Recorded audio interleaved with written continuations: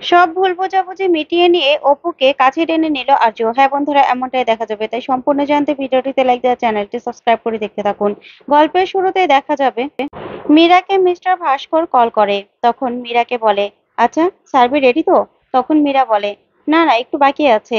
আপনি চাইলে আমি অন্য কাউকে দিয়ে প্রেজেন্টেশন তৈরি করে দিতে পারি। তখনই মিস্টার ভাস্কর বলে, না, অপর্ণার প্রেজেন্টেশন আমাদের কাছে খুব ভালো লেগেছে। ওই সার্ভে করবে, দরকার হলে আমরা একটু লেট করব, সমস্যা নেই। তখন এই কথা শুনে মীরা খুব রেগে যায়। তারপরে রেগে সেখান থেকে চলে যেতে লাগলেই কিঙ্করের সঙ্গে ধাক্কা লাগে। তখন কিঙ্কর বলে, কি হয়েছে মীরা, কোথায় যাচ্ছ? তখন মীরা বলে, আর বলো না, মেজাজটাই না খারাপ হয়ে গেল, মাথায় আগুন জ্বলছে। তখন কিঙ্কর বলে, কেন, আবার কি হলো? তখন মীরা বলে, মিস্টার ভাস্কর কল করেছিল, ওই যে রাজনন্দিনী শাড়ির ডিলার। তখনই কিঙ্কর বলে, হ্যাঁ তো কি হয়েছে? তখনই মীরা বলে, জানো তো, সে বললো আমাকে যে অপর্ণাকে দিয়ে নাকি সার্ভেটা করাতে হবে। অপর্ণার প্রেজেন্টেশন নাকি তাদের অনেক ভালো লেগেছে। আর দেখো, এত বছর ধরে আমি ঠিক করেছি যে কে প্রেজেন্টেশন দেবে, কে সার্ভে করবে, অথচ একজন ডিলার হয়ে সে কিনা আমাকে হুকুম করছে। এগুলো কি মেনে নেওয়া যায়? ওই অপর্ণার জন্যই সবকিছু হচ্ছে, অপর্ণার জন্য। এই মেয়েটার বড্ড বার বেড়েছে। তখন কিঙ্কর বলে, জানো তো মীরা, আমি না স্বপ্নে দেখছিলাম যে তোমার তোমার ওই চেয়ারে অপর্ণা বসে আছে। তখনই মীরা বলে, ও, তুমি ওর সঙ্গে আমার তুলনা করছো, তাই তো? এটা কোনোদিনও সম্ভব হবে না, কোনোদিনও না। আর যদি হয়ও না, তাহলে সেটা আমি দেখে নেব। আচ্ছা, সার্ভে ওকে দিয়ে করাবে তো? করাক না, আরো কিছু দরকার হলে আরো কিছু করাক। তারপরে রিপোর্টগুলো তো আমার কাছেই আসবে, তারপর পরে আমি দেখে নেব। তখনই কিঙ্কর বলে, অতিবার বেরো না, ঝড়ে পড়ে যাবে। তখন মীরা বলে, শোনো, তোমার না এসব কথাগুলো শুনতে আমার একদম ভালো লাগছে না কিঙ্কর। তখন কিঙ্কর বলে, ভালো লাগবে লাগবে, পরে লাগবে, অতি চালাকের গলায় দড়ি। তখন এই কথাগুলো শুনে মীরা সেখান থেকে রেগে চলে যায়। ওইদিকে দেখা যাবে অপর্ণা বসে বসে নিজের কাটা হাতটা দেখছিল। আর আর্য যে হাতে রুমাল বেঁধে দিয়েছিল সেটাই মনে করতে থাকে।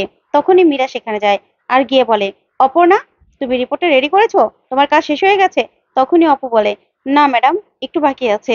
তখনই মীরা অপুর উপর রেগে যায় আর বলে, শোনো, একটা প্রেজেন্টেশন ভালো করেছো বলে সব প্রেজেন্টেশন যে তুমি ভালো করবে তা কিন্তু নয়। তোমার লাক ভালো ছিল, তার জন্য তুমি ওই দিন পেরেছিলে। কিন্তু তুমি সার্ভে তৈরি করেছো? কালকে থেকে সার্ভে শুরু হয়ে যাবে। রিসার্চ করেছো কোনো রাজনন্দিনীর এই শাড়ির ব্যাপারে? সবকিছু জানতে হবে তো, না হলে কালকে কি করবে? তখনই অপু কিছু বলার আগে মীরা অনেক কথা শুনিয়ে দেয় অপুকে। তখন অপু কিছুই বলতে পারে না। ওইদিকে অফিসে সবাই তাকিয়ে থাকে আর তন্ময় খুশি হয়ে যায়। তারপরে দেখা যাবে অপু বলে, ঠিক আছে ম্যাডাম, আমি দেখছি। তখন এই বলে অপু বসে পড়ে। তখন মীরা বলে, দেখছি নয়, আমার কাজ চাই, আর কোনো কথা নয়, বুঝতে পেরেছো? এই বলে মীরা সেখান থেকে চলে যায়। তখন তন্ময় মনে মনে খুব খুশি হয়। ওইদিকে অপর্ণা খুব টেনশনে পড়ে যায় আর খুব কষ্ট পায়। তারপরে দেখা যাবে অপর্ণা একজন সিনিয়র কর্মচারীর কাছে আসে, এসেই বলে, দাদা আপনি আমাকে একটু হেল্প করবেন? তখনই লোকটা বলে, হ্যাঁ বলো না, আমি যা জানি তোমাকে হেল্প করব। তখনই অপু বলে, আচ্ছা, রাজনন্দিনী শাড়ি কবে থেকে উৎপাদন করা শুরু হয়েছিল? তখনই লোকটা যা যা ইনফরমেশন জানে অপুকে বলে। তারপরে অপু আরো অনেক কথা জিজ্ঞাসা করলে লোকটা বলে, আচ্ছা অপর্ণা, তুমি তো এই সব কিছু ভালো জানতে পারবে আর্য স্যারের কাছ থেকে, কারণ স্যারই সব থেকে ভালোভাবে তোমাকে বুঝিয়ে বলতে পারবে। তখনই অপু বলে, আর্য স্যার? তখন মিস্টার সরল বলে, হ্যাঁ অবশ্যই, আর্য স্যার। তখন অপু খুব ভয় পায় আর বলে, না না, আপনি যা জানেন সেটা বললে আমাকে হবে, তার থেকে আমি যা করার করে নেব। তখনই মিস্টার সরল বলে, না না অপর্ণা, তুমি ভয় পেও না, আমি যাচ্ছি তো স্যারের কেবিনে একটা কাজের জন্য। তখন আমি স্যারকে জিজ্ঞাসা করব, ঠিক আছে? আমি তোমার হয়ে কথা বলে নেব। তখনই অপু কিছু বলার আগেই সেই লোকটা আর্যর কেবিনে চলে যায় আর গিয়ে ফাইল জমা দিয়ে বলে, স্যার, আসলে অপর্ণার কিছু জানার দরকার ছিল। আসলে রাজনন্দিনী শাড়ি নিয়ে রিসার্চ করছে তো, তাই ওর একটু রাজনন্দিনী শাড়ির ব্যাপারে সবকিছু জানা দরকার ছিল। আপনি কি একটু হেল্প করবেন ওকে? আপনার থেকে তো ও ভালো জানতে পারবে, আপনার থেকে ভালো তার এই শাড়ি সম্পর্কে কেউ জানে না। তখনই আর্য বলে, ঠিক আছে, পাঠিয়ে দাও, এখনই পাঠিয়ে দাও। তখনই দেখা যাবে সেই কর্মচারী গিয়ে অপুকে বলে, অপর্ণা, যাও, আমি আর্য স্যারকে জিজ্ঞাসা করেছি, স্যাররা তোমাকে এখনই যেতে বলেছে। তখন অপু বলে, এখনই? তখনই লোকটা বলে, হ্যাঁ এখনই যাও, যা জানার জানতে পারবে, উনি তোমাকে বলে দেবে।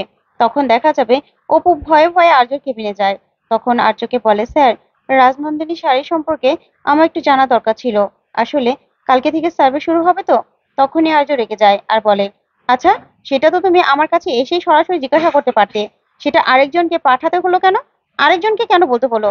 তখন অপু বলে, না না স্যার, আমি তো ওনাকে বলতে বলিনি, নিজে থেকেই উনি এসেছে। তখন আর্য বলে, একদম বাজে কথা বলবে না। কেন? আরেকজনকে দিয়ে কেন তোমাকে বলাতে হবে? আর তাছাড়া তুমি যা জানার আমাকে সরাসরি তো এসে প্রশ্ন করতে পারো। আর তুমি তো নতুন নও এই কোম্পানিতে, তাহলে কেন তোমাকে অন্য কারো থেকে অন্য কাউকে দিয়ে বলাতে হবে? তুমি কি স্কুলে কলেজে পড়ো? তুমি এখন অ্যাডাল্ট, তুমি চাকরি করো অপর্ণা। তখনই অপু কিছু বলতে চাইলো, আর্য কিছুতেই কোনো কথা শুনে না, কথা শোনাতে থাকে। তখন অপু বলে, স্যার, আপনি যদি কথাই শোনাবেন তাহলে প্রশ্ন করার দরকারটা কি? আপনি তো আমার কোনো কথাই শুনছেন না। তখন এই কথাতেই আর্য অবাক হয়ে যায়, রেগে গিয়ে অপুকে কিছু বলবে। তখনই আর্যর ল্যান্ডলাইনে ফোন আসে। তখন মীরা বলে, আর্য, তোমার জন্য সবাই কনফারেন্স রুমে অপেক্ষা করছে, তুমি এসো। তখন আর্য বলে, ঠিক আছে। এই বলে আর্য ফোনটা রেখেই অপু কিছু জিজ্ঞাসা করবে, তখনই অপুকে বলে, যাও, তুমি এখন যাও। তখনই অপু রেগে সেখান থেকে বেরিয়ে চলে যায়। ওইদিকে আর্য নিজে নিজে খুব কষ্ট পেতে থাকে। ওইদিকে দেখা যাবে অপুর মা অপুর বাবাকে বলে, আচ্ছা, তোমাকে একটা কথা বলি, তুমি আমার জন্য একটা কাজ করবে? তখন অপুর বাবা বলে, হ্যাঁ, তুমি এভাবে বললে সুমি, তোমার জন্য আমি আকাশের চাঁদও এনে দিতে পারি। তখন অপুর মা বলে, দূর, এরকম ফাজলামো করো না তো। মেয়েটার আমার মনে হচ্ছে কোনো কিছু হয়েছে। মেয়েটা নিশ্চয়ই আর্য স্যারের সঙ্গে ঝগড়া করেছে। তুমি না ওকে মিষ্টি করে এসে আসলেই জিজ্ঞাসা করবে। তখনই অপুর বাবা বলে, তুমি কি করে জানলে? তখন অপুর মা বলে, দেখো মা, তো আমি জানি, না হলে সকালবেলা খাবারটাও নিল না। দেখো কেমন করে চলে গেল। আমি নিশ্চিত কিছু একটা ঝামেলা তো বাঁধিয়েছে। ঠিক তখনই অপু বাড়িতে আসে। তখন অপুকে দেখে অপুর বাবা বলে, কিরে মা, সব ঠিক আছে তো? তখনই অপু এসে বই নিয়ে বসে। তখন অপুর মা বলে, কিরে, তুই বই নিয়ে বসছিস কেন? তখন অপু বলে, কালকে রাজনন্দিনী শাড়ির সার্ভে আছে, তাই একটু পড়াশুনো করতে হবে। তখন অপুর মা বলে, তুই এখানেও পড়াশোনা করবি? কেন, এটার জন্য কি তোকে টাকা দিবে নাকি? কি করছিস তুই? তখন অপুর বাবা বলে, তুমি চুপ করবে? সব কিছুতে শুধু বেশি বেশি কথা। তারপরে কোনো কিছু অপুকে জিজ্ঞাসা করতে পারে না ওরা। তখন অপু ওয়াশরুমে চলে গেলে অপুর বাবাকে অপুর মা বলে, তুমি না একটা অপদার্থ, তোমাকে আমি কি বললাম? তুমি কিছু জিজ্ঞাসা করতে পারলে না, যাও, আমি সুযোগ পেয়ে জিজ্ঞাসা করব। ওইদিকে দেখা যাবে আর্য একা নিজের কেবিনে বসে আছে। তখনই কিঙ্কর আর্যর কাছে যায় আর গিয়ে বলে, আর্য, এখানে বসে আছিস কেন? চল চল। তখন আর্য বলে, কোথায় যাব? তখন কিঙ্কর বলে, কয়টা বাজে দেখেছিস? সবাই চলে গেছে, আমরা ডিনার করবো তো। তখন আর্য বলে, আমার ভালো লাগছে না, আমি খাবো না, তুই গিয়ে ডিনারটা করে নে যা। তখন কিঙ্কর বলে, এরকম এখনো হয়েছে যে তুই আর আমি ডিনার করিনি একসঙ্গে? তোকে ছাড়া আমি ডিনার করতে পারবো? শোন, তাড়াতাড়ি করে চল, আর ডিনার না করলে তোরও ঘুম আসবে না, আমারও ঘুম আসবে না। চল চল। তারপরে আর্যকে নিয়ে জোর করে বেরিয়ে যায় কিঙ্কর।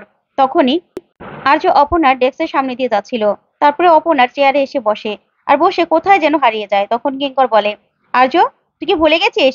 এটা না অপর্ণা ডেস্ক। তুই কোনো ডাইনিং টেবিলে বসে নেই বা হোটেলের কোনো চেয়ারে বসে নেই। তখনই আর্য বলে, কি বলছিস কিঙ্কর এটা? তখন কিঙ্কর বলে, তুই কি করতে চাইছিস বলতো? আমার তো মনে হচ্ছে তুই অন্য কোথাও হারিয়ে যাচ্ছিস। তখন আর্য বলে, কেন মনে হচ্ছে তোর এটা? তখন কিঙ্কর বলে, শোন, আমি তোর বন্ধু। এমন কোনোদিনও হয়েছে তুই আমাকে ছাড়া খেয়েছিস বা আমি তোকে ছাড়া খেয়েছি? কেন এরকম করছিস? তুই তো এরকম কখনো ছিলি না। তুই সময় জ্ঞান হারিয়ে ফেলছিস। তোর খাওয়া দাওয়ার করার রুচি চলে যাচ্ছে। কেন এরকম হচ্ছে আর্য? তখন আর্য বলে, আমি নিজেও জানি না কেন এরকম হচ্ছে। তখনই কিঙ্কর বলে, দেখ, আমার কিন্তু ক্ষুধায় পেটের মধ্যে চুয়া দৌড়াচ্ছে, তুই যাবি? তখন আর্যকে অনেকভাবে কিঙ্কর ইমপ্রেস করে। তখনই আর্য বলে, আচ্ছা ঠিক আছে, তুই আমার বন্ধু, তুই আমার সবকিছু। আর তাছাড়া বাবা কিঙ্করের কথা ছাড়া তো আমি কিছুই করি না। তা বাবা কিঙ্কর, চলো, ক্ষুধা পেয়েছে তাই না? চলো, আমরা খেতে যাই। এই বলে আর্য আর কিঙ্কর সেখান থেকে বেরিয়ে পড়ে। ওইদিকে দেখা যাবে অপু বেগুন কাটছিল। তখনই অপুর মা বারবার করে অপুকে কিছু জিজ্ঞাসা করছিল। অপু কিছুই বলে না। তারপর অপুর মা বলে, নিশ্চয়ই আর্য স্যারের সঙ্গে তুই ঝামেলা করেছিস তাই না? ঝগড়া করেছিস? তখনই অপুকে বারবার জিজ্ঞাসা করলে অপু চিৎকার করে ওঠে। তখনই অপুর চিৎকার দেখে অপুর বাবা আর মা ভয় পেয়ে যায়। ওইদিকে অপু নিজেই কাঁদতে কাঁদতে সেখান থেকে বেরিয়ে যায়। তখন অপুর মা বলে, দেখেছো আমার মেয়েটার কি অবস্থা? তো বন্ধুরা, আজকের আপডেটটি কেমন লাগলো কমেন্ট করে জানাও।